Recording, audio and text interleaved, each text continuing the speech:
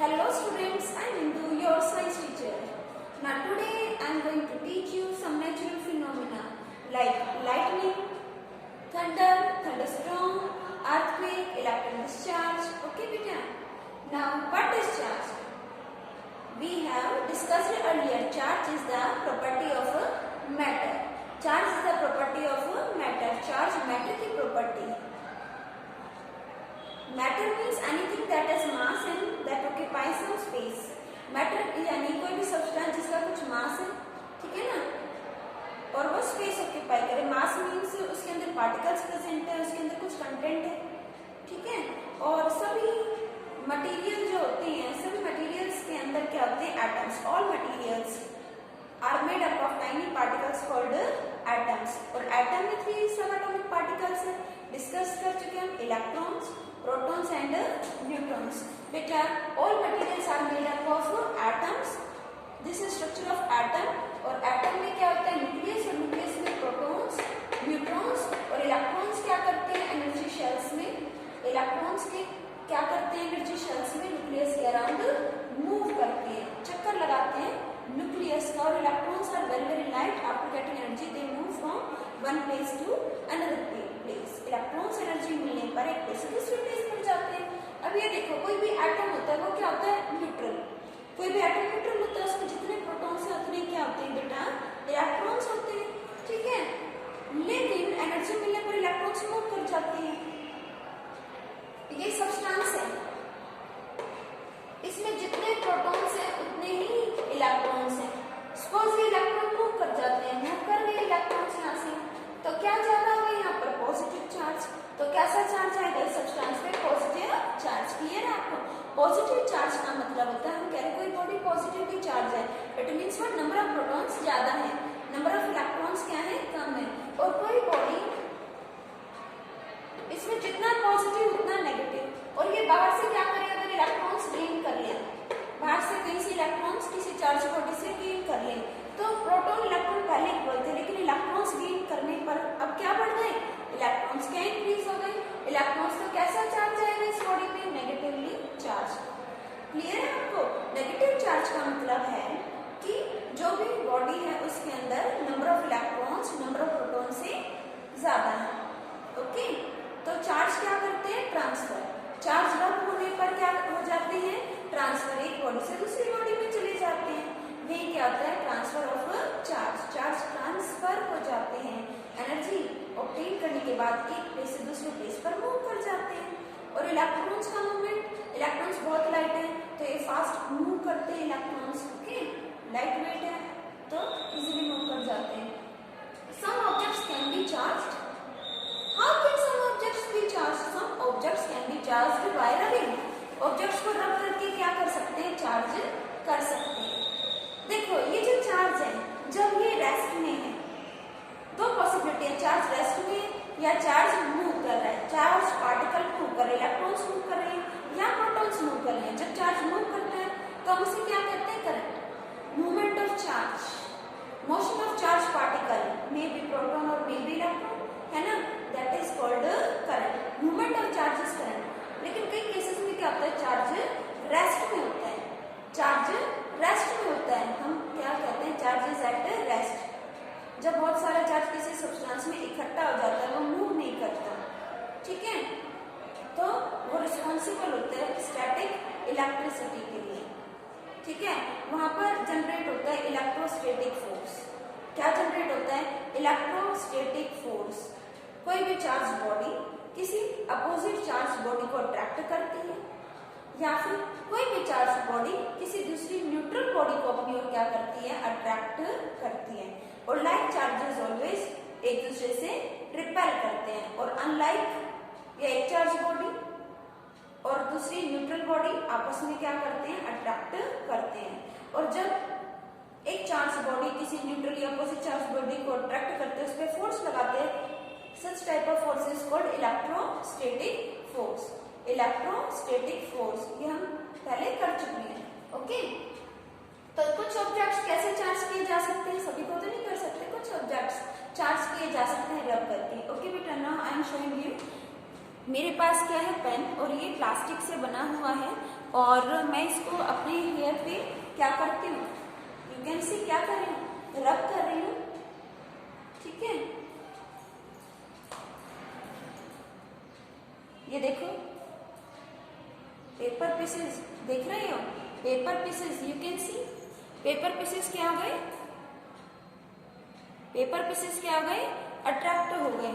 रब करने पे क्या होता है, चार्ज ट्रांसफर कर जाते हैं एक प्लेस से दूसरे प्लेस पर, है ना। और एक चार्ज बॉडी दूसरी बॉडी को क्या करते हैं, अपनी ओर अट्रैक्ट करते हैं। जब तक ये फैक्ट रहता है, इलेक्ट्रोस्टैटिक फोर्स रहता है, तो वो कॉन्टैक्ट में रहते हैं। अभी आपने देखा बलून लें और बलून को अगर हेयर से रब करोगे तो बलून पर भी क्या आ जाएगा, चार्ज, और वो वॉल पर स्टिक हो जाएगा। ठीक है, वॉल पर कब तक चिपका रहेगा बलून, जब तक कि चार्ज उसके अंदर इकट्ठा रहेगा, जब तक कि वो न्यूट्रल ना हो जाए, जब तक कि बलून न्यूट्रल ना हो जाए, उसका चार्ज इक्वल ना हो जाए, है ना। जितने पॉजिटिव उतने नेगेटिव हो जाएंगे तो क्या हो जाएगा, न्यूट्रल। बलून को रब किया तो उसमें चार्ज ट्रांसफर कर गया।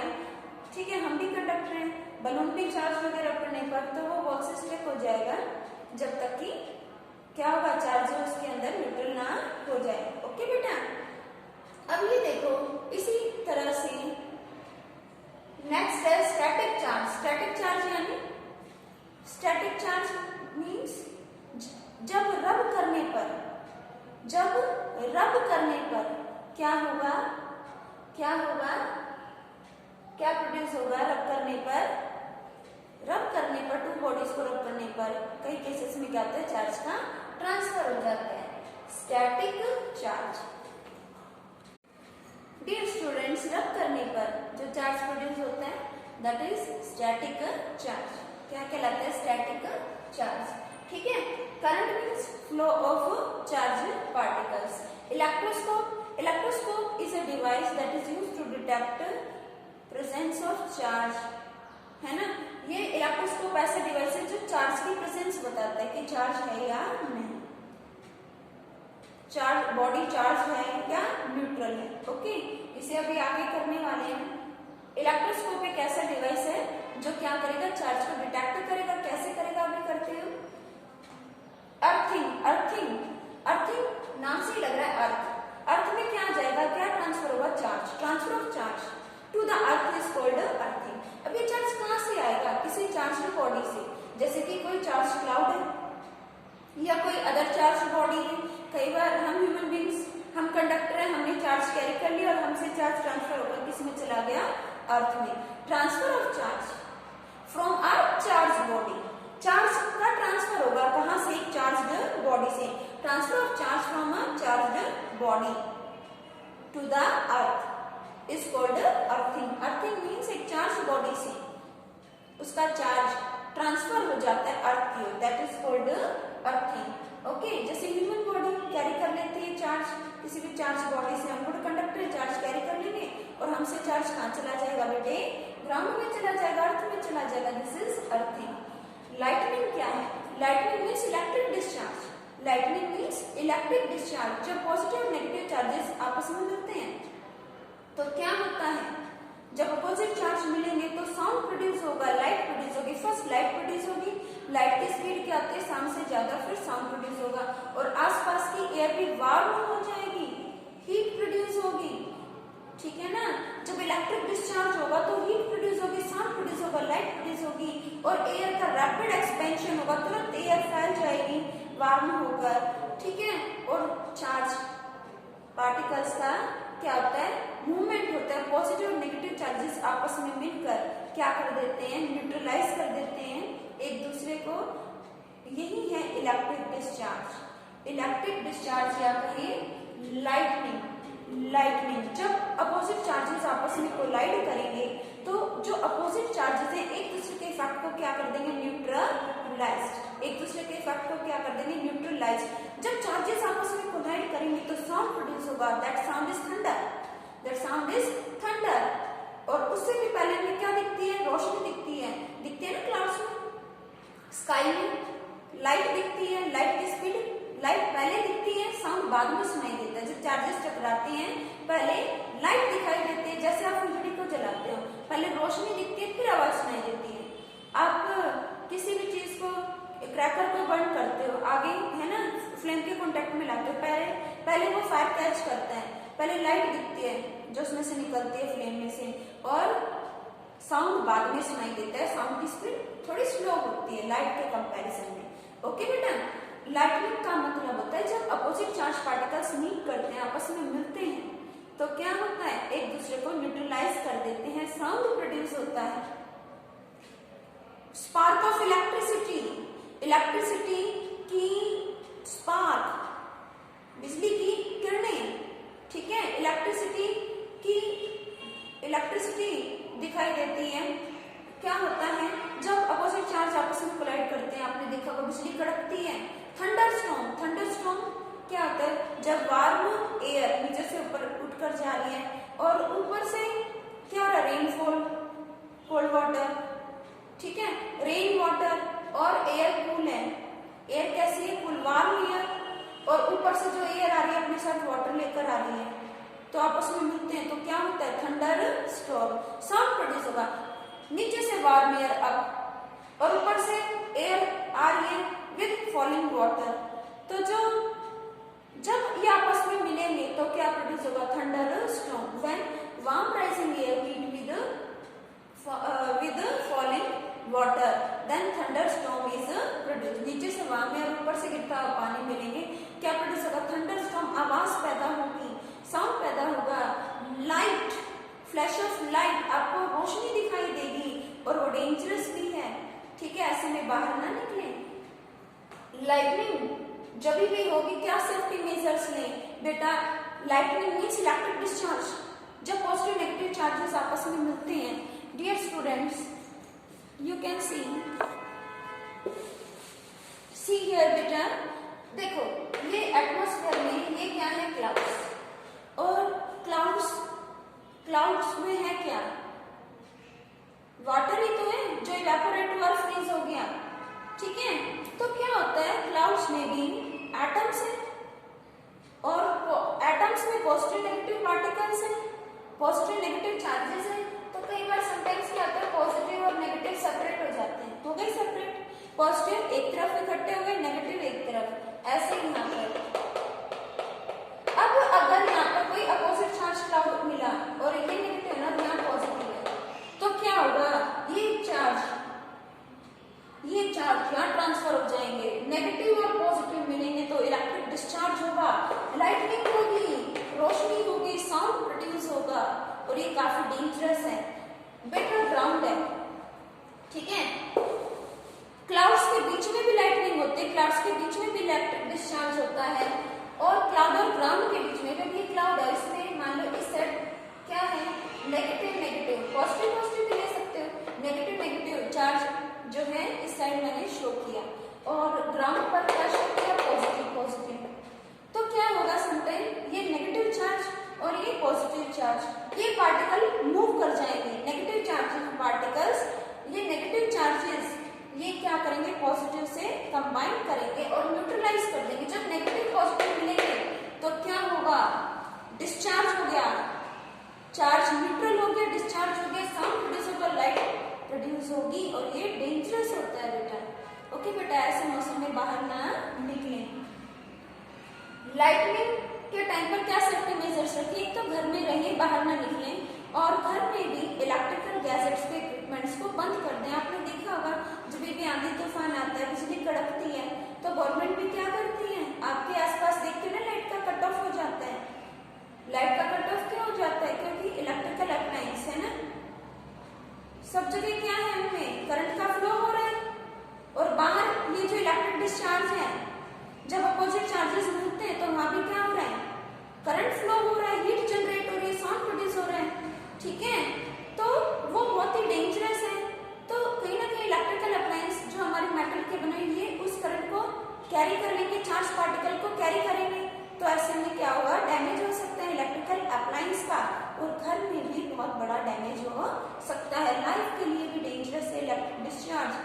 किसी पर अगर गिर जाए ह्यूमन बॉडी पर, तो ह्यूमन बॉडी बचेगी नहीं बचेगी, ठीक है। तो बाहर ना निकला, घर पर भी इलेक्ट्रिकल इक्विपमेंट्स गैजेट सबको बंद कर दें लाइटनिंग के टाइम पर, टीवी वगैरह ना देखें, और जब भी लाइटनिंग होती है तो वाटर बॉडीज, घर से बाहर हो तो वाटर बॉडीज जो होती हैं, रिवर है, पॉन्ड, लेक, सी, इन सबसे दूर रहें, क्योंकि वाटर में क्या है, सॉल्ट है, और salty water good conductor of electricity है, गुड कंडक्टर ऑफ हीट है।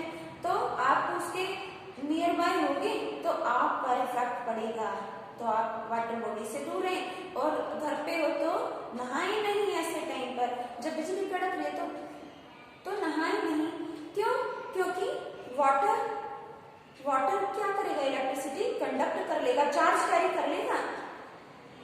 आसपास अगर चार्ज है तो उसको क्या कर लेगा, कैरी कर लेगा। कहीं ना कहीं आपके लिए ये बहुत ही डेंजरस है, तो इससे आपने क्या करना है, बचना है।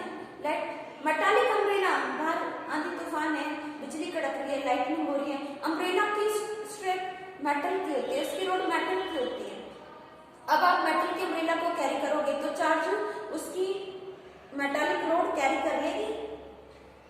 ऊपर जो चार्ज है उसको अम्ब्रेला की मेटालिक स्ट्रिप कैरी कर लेगी, रोड कैरी कर लेगी, और वो चार्ज आपकी बॉडी में आ जाएगा, आपकी बॉडी से अर्थ में चला जाएगा।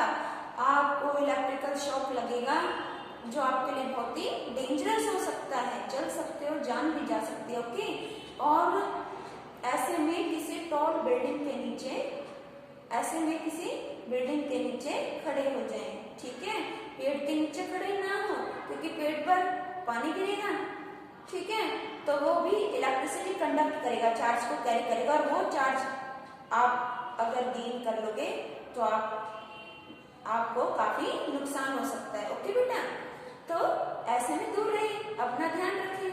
और lightning conductor is a device that protects tall buildings from lightning से बचाता है, इलेक्ट्रिक डिस्चार्ज से बचाता है बड़ी बड़ी बिल्डिंग्स को। जैसे कोई बिल्डिंग है बेटे, यहाँ दिखा देती हूँ मैं, कोई टॉल बिल्डिंग है, जब बिल्डिंग की कंस्ट्रक्शन होती है ना, तो यहाँ इसमें क्या करते हैं, कोई मेटल की रोड ले लेते हैं इसमें। लाइटनिंग कंडक्टर में क्या होता है, मेटल की स्ट्रिप, और यहाँ क्या होते हैं, स्पाइक्स होते हैं, एंटीना होते हैं, एंटीना देखा आपने कभी, एंटीनास होते हैं, और ये वायर के थ्रू कनेक्ट है, ये वायर के थ्रू कनेक्ट है, ठीक है, ग्राउंड में कहीं दूर तक जा रहा है। तो क्या होगा, जब भी लाइटनिंग होगी, इलेक्ट्रिक डिस्चार्ज होगा, तो या चार्ज आ रहा है, हम ऐसे कह सकते हैं ऊपर से, तो चार्ज, टॉल बिल्डिंग है, बिल्डिंग काफी ऊंची है, तो पूरी बिल्डिंग ये टॉल है, लेकिन ये एंटीना और भी टॉल है, तो चार्ज पहले कहाँ गिरेगा, इन पर, बिल्डिंग पर चार्ज गिरता है, लेकिन लाइटनिंग कंडक्टर है, ये पहले कैरी कर लेगा चार्ज को, तो चार्ज किस पर गिर जाएगा, पूरी बिल्डिंग पे ना गिरकर इस पर, ये हाइट पे है ज्यादा, इस पे गिरेगा, ये कैच करेगा, तो चार्ज यहाँ से साइड बाय साइड ट्रांसफर करेगा, पूरी बिल्डिंग सेफ हो गई।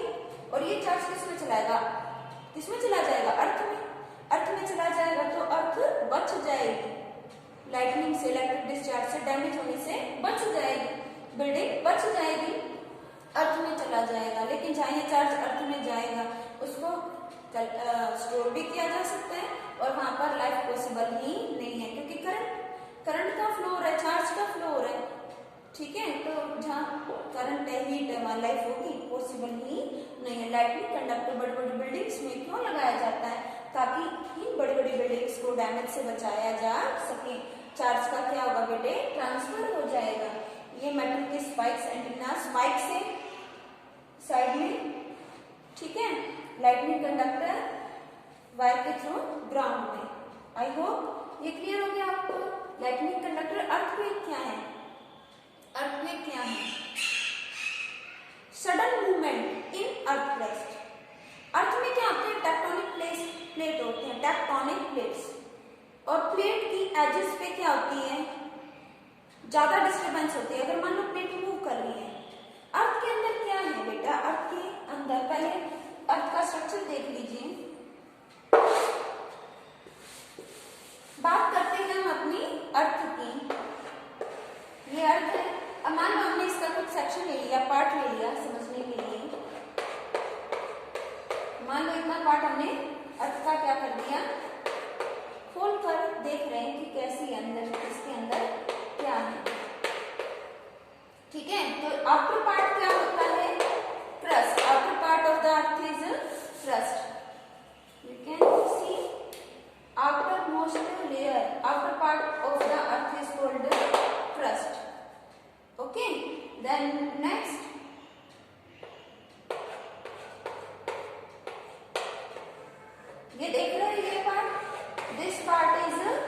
Mental, this part is mental, ऊपर शो कर देते हैं, दिस पार्ट इज मेंटल, क्या है ये पार्ट, मेंटल है, ठीक है, इसका नाम है।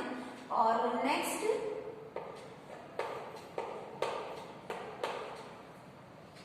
आउटर कोर, इनर कोर,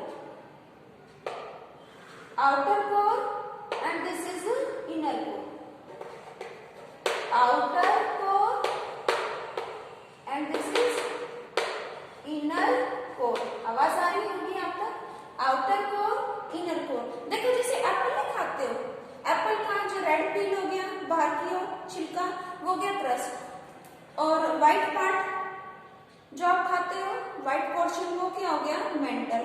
और जो आप सीड्स नहीं खाते, सबसे अंदर का पार्ट दैट इज कोर। यहाँ को टू पार्ट्स में डिवाइड कर दिया, बाहर का पार्ट आउटर कोर और जो अंदर की ओर है that is inner core. Inner core, outer core, mantle, crust, crust, crust के अंदर मेंटल, और मेंटल में क्या है बेटे, outer core then inner core. ये है अर्थ का स्ट्रक्चर। अर्थ में क्या होता है, sudden movement in the earth या movement of tectonic plates of the earth. Earth की टेक्टोनिक प्लेट्स, अर्थ के अंदर क्या है, टेक्टोनिक प्लेट्स, अर्थ में क्या होता है, मूवमेंट होता है, अंदर मिनरल्स हैं, हाई टेम्परेचर है, प्रेशर है। ये जो प्लेट्स हैं ये भी मिनरल्स की, रॉक्स की बनी हुई हैं, और प्लेट्स में डिस्टर्बेंस होगी, इर्रेगुलर होती हैं ये, ठीक है, और बहुत हैवी होती हैं। और जब ये मूव करेंगी तो सबसे ज्यादा डिस्टर्बेंस कहाँ होगी, बाउंड्री पर। कोई चीज ऐसे मूव कर रही है, सबसे ज्यादा मूवमेंट कहाँ हो रही है, बाउंड्रीज पर, ठीक है ना। और बाउंड्रीज को क्या कहते हैं, फॉल्ट जोन्स।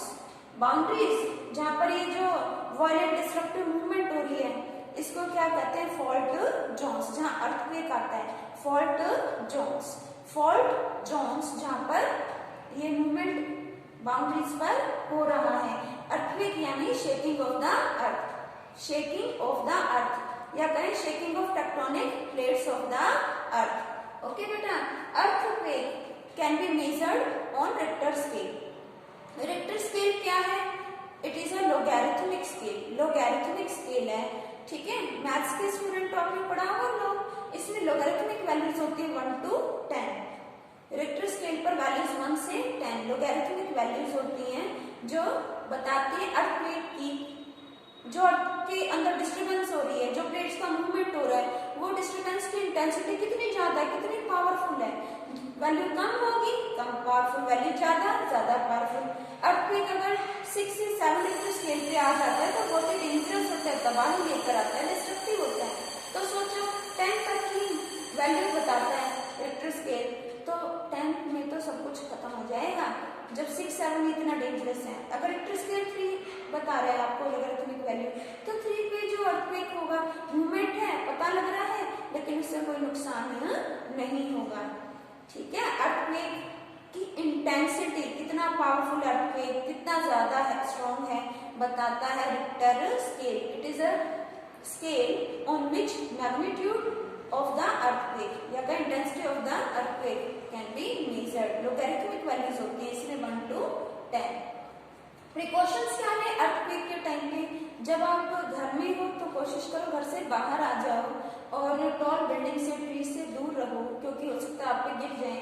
अर्थक्वेक आ गया, बाहर निकलने का टाइम नहीं मिल रहा, तो अगर टेबल है तो उसके नीचे छिप जाओ, अपने आप को हाइड कर लो। बेड पे हो तो पिलो से अपने हेड को कवर करो, या ऐसे बैठकर हेड को कवर करो, क्योंकि हेड बहुत सेंसिटिव पार्ट है, बहुत जल्दी डैमेज हो सकता है ये, ठीक है ना। अपने हेड को प्रोटेक्ट करना बहुत जरूरी है। और सबसे बेस्ट है कि अगर आप घर में हो तो घर से बाहर चले जाओ, ओपन में हो लेकिन क्राउडेड एरिया है तो ऐसे प्लेस पर जाओ जहाँ पर क्राउड ना हो, ठीक है। अर्थक्वेक है, वाटर बॉडी से भी ऐसे में दूर रहो, ठीक है। नेक्स्ट है बेटा सीस्मिक वेव्स। सीस्मिक वेव्स जब अर्थ की टेक्टोनिक प्लेट्स में डिस्टर्बेंस होती है, जब अर्थ की टेक्टोनिक प्लेट्स में डिस्टर्बेंस होती है, वो मूव करती हैं, तो एनर्जेटिक वेव्स निकल कर आती हैं, ठीक है। वो पॉइंट मान लो, वो पॉइंट जहां डिस्टर्बेंस हो रही है, जहां से वेव्स निकल कर आ रही है, that point is focus, that point is focus. वो पॉइंट क्या कहलाता है बेटे? फोकस। यहाँ बता देती हूँ आपको, ये है हमारी अर्थ, और मान लीजिए यहाँ पर डिस्टर्बेंस हो रही है, ये क्या हो गया? फोकस। और यहाँ से जब डिस्टर्बेंस हो रही है तो एनर्जेटिक वेव्स निकल कर आ रही है। ये वेव्स क्या है? Seismic waves, seismic waves. और वो पॉइंट जहाँ डिस्टर्बेंस हुई वो तो फोकस हो गया, और इस पॉइंट के जस्ट अबव अर्थ की सरफेस पर, इस पॉइंट के जस्ट अबव अर्थ की सरफेस पर जो पॉइंट है वो क्या कहलाता है? Epicentre. Epicentre, epicentre is the point lying on the surface of earth just above the focus. Seismic focus भी कह सकते हैं। जहां से सीस्मिक वेव्स निकल कर आई वो क्या? Seismic focus. जहां से सीस्मिक वेव्स निकल कर आई वो सीस्मिक फोकस, और सीस्मिक फोकस के जस्ट अबव अर्थ की सरफेस पर क्या है? एपिसेंटर। सीस्मिक वेव्स क्या? एनर्जेटिक वेव्स हैं। Seismic waves are energetic waves that come out from the earth because of earthquake, है ना। जब वो डिस्टर्बेंस होगी, प्लेट्स मूव करेंगे तो वेव्स निकलेंगी एनर्जेटिक, और वो क्या होंगी? ऊपर आएंगी। ओके। सीस्मोग्राफ क्या है? सीस्मोग्राफ इंस्ट्रूमेंट है। सीस्मोग्राफ क्या है? इंस्ट्रूमेंट है जो रिक्टर स्केल क्या बता रहा था कि अर्थक्वेक कितना पावरफुल है ना। और सीस्मोग्राफ इंस्ट्रूमेंट है जो क्या करेगा? अर्थक्वेक के बारे में हमें बताएगा। सीस्मोग्राफ अर्थक्वेक के बारे में बताएगा, उसकी इंटेंसिटी के बारे में बताएगा। एपिसेंटर क्लियर है? सीस्मिक फोकस के जस्ट ऊपर की सरफेस पर सीस्मिक फोकस। सीस्मोग्राफ इंस्ट्रूमेंट है, नाम से लगता है कोई ग्राफ है, ग्राफ नहीं है। सीस्मोग्राफ एक इंस्ट्रूमेंट है। रिक्टर स्केल तो जस्ट स्केल है, जैसे तुम पेंसिल या किसी भी सब्सटेंस की लेंथ मेजर करते हो स्केल से, है ना, या किसी भी ऑब्जेक्ट को इंची टेप से मेजर करते हो उसकी लेंथ कितनी है, तो ये भी एक स्केल है। रिक्टर स्केल तो जस्ट एक स्केल है। रिक्टर स्केल तो एक स्केल है जिस पर 1 से लेकर 10 तक लॉग की फॉर्म में लॉगरिथमिक वैल्यू लिखी हुई है, जिसपे हम देख रहे हैं इतना आ गया तो अर्थक्वेक कितना पावरफुल है, कम आ गया तो कम पावरफुल है, नुकसान नहीं होगा। लेकिन इंस्ट्रूमेंट कौन है? इंस्ट्रूमेंट कौन है जो अर्थक्वेक के बारे में बता रहा है? वो है सीस्मोग्राफ। सीस्मोग्राफ क्या है? Instrument. Seismograph is the instrument. ये रिकॉर्ड कर रहा है अर्थक्वेक की इंटेंसिटी, उसके बारे में सारा इंफॉर्मेशन, हमें सारी इंफॉर्मेशन देगा। इलेक्ट्रिक डिस्चार्ज हमने डिस्कस किया था। लाइटनिंग, इलेक्ट्रिक डिस्चार्ज जब पॉजिटिव नेगेटिव चार्जेस मिलते हैं तो लाइट प्रोड्यूस होगी, साउंड प्रोड्यूस होगा। साउंड को हम थंडर भी कहते हैं। और थंडरस्टॉर्म, ये जो ऊपर से बारिश आती है, पानी गिरता है और नीचे से वार्म एयर मूव करके हल्के होकर ऊपर जाते हैं, और जब वो मिलते हैं तो क्या प्रोड्यूस होता है? Thunder storm. जब पार्टिकल से पार्टिकल टकराते हैं, जब कोई चीज किसी चीज से टकराती है तो साउंड प्रोड्यूस होता है। क्या प्रोड्यूस होता है? Sound, because of vibrations, because of vibrations. ना अर्थ का स्ट्रक्चर मैंने आपको बताया, अर्थ को एप्पल से कंपेयर कर लिया। आउटर पार्ट क्या है? क्रस्ट। मिडल पार्ट क्या है? मेंटल। और अंदर कोर को 2 पार्ट्स में डिवाइड किया, outer core and inner core. Now thunder, thunderstorm हो गया। सुनामी क्या है? सुनामी का मतलब होता है जो भी वाटर बॉडीज हैं इनमें क्या है? वाटर। तो समटाइम वो क्या करता है? डिस्प्लेस करता है, और वाटर एक जगह से मूव करेगा दूसरी जगह पर एनर्जी के साथ, तो जो वेव्स निकल कर आई, वाटर वेव्स, जो वाटर का डिस्प्लेसमेंट हो रहा है वो क्या है? सुनामी। इंडिया में भी आई थी पहले। सुनामी में होता क्या है? तो देखिए, जैसे वाटर बॉडी के नीचे अगर अर्थक्वेक आए, वाटर बॉडी के नीचे अर्थक्वेक आए, अब ये देखो ना, कोई वाटर बॉडी है, उसके नीचे जमीन जो है उसमें अर्थक्वेक आया, उसमें मूवमेंट हुआ, तो जो ऊपर वाटर वो भी मूव करेगा। ये बहुत ही डेंजरस है, क्योंकि वेव्स तो आ रही है, सीस्मिक वेव्स तो जमीन में से आ रही है, साथ में वाटर को भी लेकर जाएंगी, ठीक है। और वाटर हाई इंटेंसिटी के साथ, वाटर पूरी स्पीड के साथ मूव करेगा और पूरे के पूरे विलेज को, ठीक है, कई विलेजेस को डुबो सकता है, सब कुछ खत्म कर सकता है, डिस्ट्रॉय कर सकता है। सुनामी का मतलब है जो ये वाटर बॉडीज थी साइलेंट है, सुनामी मीन्स वाटर बॉडीज में जो वाटर का डिस्प्लेसमेंट हो जाता है, वाटर मूव कर जाता है, ठीक है ना, एक प्लेस से दूसरे प्लेस पर, तो डिस्ट्रक्शन ही लेकर आएगा, क्या लेकर आएगा, डिस्ट्रक्शन। और जब वाटर बॉडी के नीचे अर्थक्वेक आता है तो सुनामी के चांसेस बढ़ जाते हैं, क्योंकि वाटर अचानक से कैसे जाएगा नहीं, टाइड्स की वजह से वाटर में अप डाउन होता है। टाइड्स तुमने पढ़ा हुआ है ना, मून अर्थ पर फोर्स लगाता है ग्रेविटेशनल फोर्स, तो टाइड्स होते हैं हाई टाइड और लो टाइड, एसएसटी में पढ़ा हुआ है, ठीक है। तो वाटर का डिस्प्लेसमेंट तो होता है, वाटर अप और डाउन तो होता है, लेकिन सुनामी मतलब वाटर का डिस्प्लेसमेंट होगा काफी अमाउंट में। और जब लैंड में अर्थक्वेक है, जब जमीन में अर्थक्वेक आ रहा है, अर्थ की सरफेस में मूवमेंट हो रहा है और उसके ऊपर अगर वाटर बॉडी है, वाटर है, तो वो सीज्मिक वेव के साथ वाटर को उठाएंगी और एक प्लेस से दूसरे प्लेस पर पहुंचाएंगे, जहां भी वो वाटर जाएगा वहां पर नुकसान होगा लाइफ का और प्रॉपर्टी का। ट्रेमर मीन्स, ट्रेमर का मतलब भी अर्थक्वेक है, हल्का फुल्का, ठीक है। ट्रेमर क्या है, शेकिंग ऑफ अर्थ, ठीक है। अर्थ शेक तो होगी लेकिन ये डिस्ट्रक्टिव है, तो tremor means small movement in the earth, earth के अंदर स्मॉल मूवमेंट का होना। और इलेक्ट्रोस्कोप मोस्ट इंपॉर्टेंट है, ये डिवाइस है इलेक्ट्रोस्कोप, जो क्या करता है, चार्ज के बारे में बताता है, चार्ज को डिटेक्ट करता है। ये देखो ये बेटा, ये डायग्राम है इलेक्ट्रोस्कोप का, आप सभी देख सकते हैं। इसमें क्या है, एक बॉटल को लिया, ठीक है, और इसके लिड को रिमूव कर दिया, ढक्कन को रिमूव कर दिया, और एक कार्डबोर्ड शीट को इसके ऊपर रखा हुआ है। कार्डबोर्ड शीट में एक पेपर क्लिप होती है, मेटल की पेपर क्लिप ली, पेपर क्लिप में एल्युमिनियम फॉइल की स्ट्रिप बनाकर पतली पतली और उसमें डाल दिया, और फिर पेपर क्लिप को कार्डबोर्ड में से पास कर दिया। देखो कार्डबोर्ड लिया, कार्डबोर्ड और पेपर क्लिप में एल्युमिनियम की स्ट्रिप्स ली, उसमें से पास करवा दी, ऐसी सेटिंग की, और फिर उस पेपर क्लिप को कार्डबोर्ड में से क्या कर दिया, पास कर दिया। कार्डबोर्ड में से पास करने के बाद क्या हुआ, ठीक है, ये सेट हो गया हमारा इलेक्ट्रोस्कोप। ये बताएगा कि चार्ज है या नहीं, बॉडी चार्ज है या नहीं। अब ये मेटल क्लिप ही है, यहाँ चार्ज है या नहीं। अब देखो मेटल की क्लिप ले ली, पेपर क्लिप मेटल की होती है, मेटल गुड कंडक्टर है, और एल्युमिनियम फॉइल की स्ट्रिप क्यों ली, क्योंकि एल्युमिनियम भी गुड कंडक्टर है। अभी मैंने क्या दिखाया है, ये दूर दूर है, हमने कैसे लिया इनको, ऐसे लिया, ये नियर है, एल्युमिनियम की स्ट्रिप क्या है, नियर है। और जब आप कोई रिफिल पॉजिटिवली चार्ज है, या कोई ग्लास रोड ले लो, ग्लास रोड ली, वो क्या पॉजिटिवली चार्ज और इससे टच किया तो क्या होगा, पॉजिटिव चार्ज ऊपर भी और पॉजिटिव चार्ज नीचे भी, और एल्युमिनियम स्ट्रिप्स पर भी आ जाएगा। पॉजिटिव लाइक चार्जेस क्या करेंगे, रिपेल। एल्युमिनियम फॉइल क्या हो जाएंगे, दूर, डाइवर्ज। एल्युमिनियम फॉइल क्या होंगे, डाइवर्ज, दूर हो जाएंगी, रिपल्शन हो जाएगा। ये एल्युमिनियम की स्ट्रिप्स क्या होंगी, दूर हो जाएंगी, डाइवर्ज हो जाएंगी। अब अगर आप इस ग्लास रोड को रिमूव भी कर दो तो ये पॉजिटिव चार्ज तो बना हुआ, ये डाइवर्ज है।